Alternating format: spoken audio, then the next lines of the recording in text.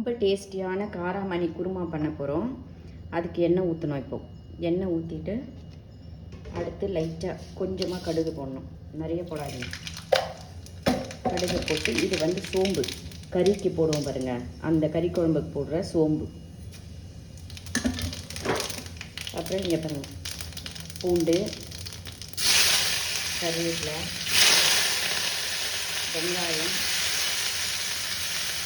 வெங்காயம், தக்காளி.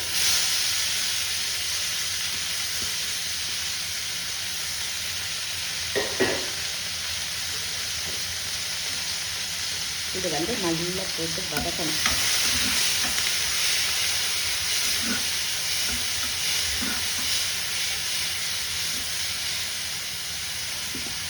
அதுக்கப்புறம் இது வந்து பொடியாக நறுக்கி வச்சுருக்கேன் உருளைக்கிழங்கு. தோல் சீவிட்டு பொடியாக நறுக்கி ஒரே ஒரு உருளைக்கிழங்கு வச்சுருக்கேன்.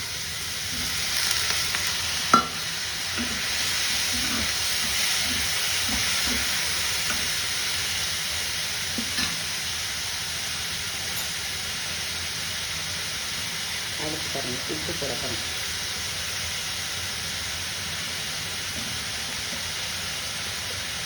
உப்பு போட்டு ஒரு பழத்தை பறிச்சுங்க.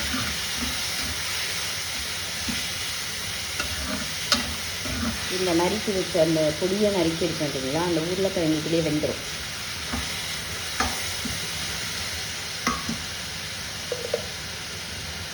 மிளகாப்பொடி, காரம் நாங்கள் கம்மியாக தான் சாப்பிடுவோம், அதனால் காரம் வந்து கம்மியாக போட்டிருக்கேன் நான். உங்களுக்கு அதிகமாக வேணும்னா நீங்கள் போட்டுக்கோங்க.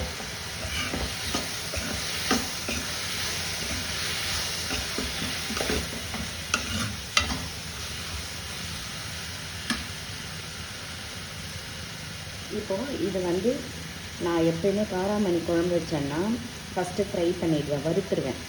வறுத்துட்டு அதுக்கப்புறம் அதை ஊற வச்சு, ரொம்ப நேரம்லாம் ஊற வைக்க வேணாம், அப்படியே வேக வச்சா கூட வெந்துடும். ஒரு 3 விசில் போட்டால் வெந்துடும். நீங்கள் வந்து ஊற வைக்கணும்னா ஊற வச்சுங்க. ஆனால் வந்து காராமணி குழம்பு வைக்கும்போது எப்போவுமே வறுத்துட்டு ஊற வச்சு அதுக்கப்புறம் தான் குக் பண்ணி போடணும், அப்போ தான் நல்லாயிருக்கும்.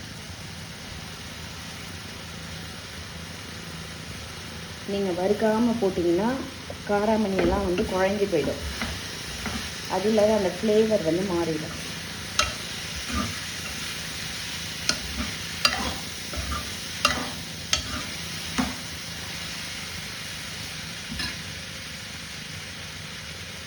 அதுதான்.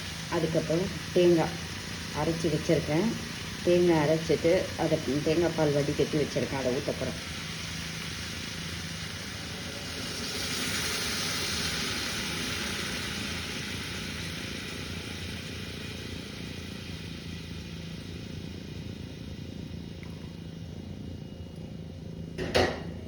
அவ்வளோதான். இதுக்கு வந்து தண்ணி எல்லாம் ஊற்றாதீங்க, வெறும் தேங்காய் பால் ஊற்றியிருக்கேன். தேங்காய் அரைச்சிட்டு அந்த திப்பியெல்லாம் வந்து ஃபில்ட்ரு பண்ணிவிட்டு அந்த திப்பி வந்து பொரியலுக்கு யூஸ் பண்ணிக்கலாம் நம்ம. அதுக்கப்புறம் அந்த தேங்காய் பால் வடித்தோம் இல்லைங்களா, அதை வந்து அந்த குழம்புக்கு ஊற்றியிருக்கேன். இது வந்து இதுவே போதும், இன்னும் தண்ணியெல்லாம் ஊற்ற வேணாம். இது வந்து ஒரு டிஃப்ரெண்ட்டான டேஸ்ட்டாக இருக்கும், உங்களுக்கு சூப்பு மாதிரி இருக்கும். இப்போ எப்படி நீங்கள் மட்டன் சூப், ஆட்டுக்கால் சூப் வைப்பீங்க, அந்த மாதிரி இருக்கும் இது. ஏன்னா கொஞ்சம் சோம்பு போட்டிருக்கீங்க இல்லையா, அதனால இது வந்து மட்டன் சூப் மாதிரி கொஞ்சம் லைட்டாக வாசனை இருக்கும், நல்லாயிருக்கும். நீங்கள் சாப்பிட்டு பாருங்கள்.